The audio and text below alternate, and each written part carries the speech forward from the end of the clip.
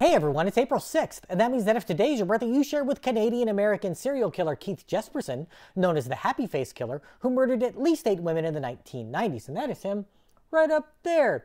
Jesperson was born in British Columbia in 1955 and was raised by a domineering alcoholic father. At the age of 5, he began abusing animals, bashing in gopher heads and nailing cats and dogs to a board, then throwing knives at them. His favorite thing was to attach 2 cats by the tail and have them fight to the death. Jesperson's father saw him kill a cat and bragged about it to his friends.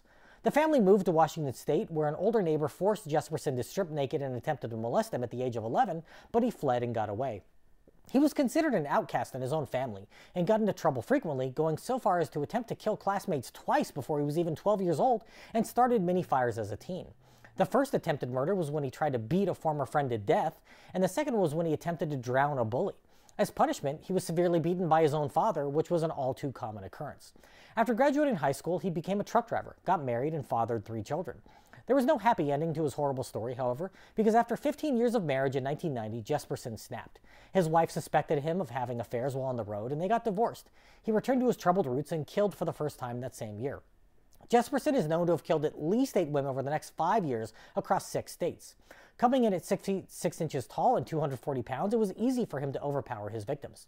His first was a woman he met in a bar near Portland who he beat to death at his rental home. A few months later, Jesperson attacked a woman who he picked up on the side of the road along with her 2-year-old child. Failing to snap her neck and not wanting to kill a child, he let her go and was arrested shortly thereafter. He told the police that the woman was intoxicated and that any injury to her was accidental, and he was released, fleeing the area. Jesperson went on to kill at least 7 more women, and possibly far more across the western U.S. and in Florida. His M.O. was to pick up prostitutes, sexually assault them, and strangle or beat them to death. During his murder spree, Jesperson wrote a confession on a bathroom wall at a truck stop and signed it with a smiley face, then began to write letters to the media and police, also signing his letters with a happy face, thus earning his nickname.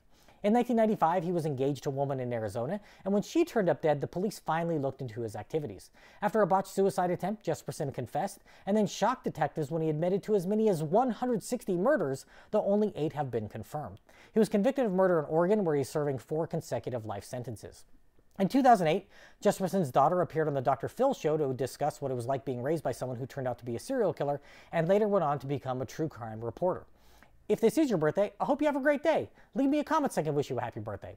If you know someone whose birthday it is today, send them this video so they can find out all about their birthday twin. And to Keith Jesperson, I say, happy birthday, you bastard.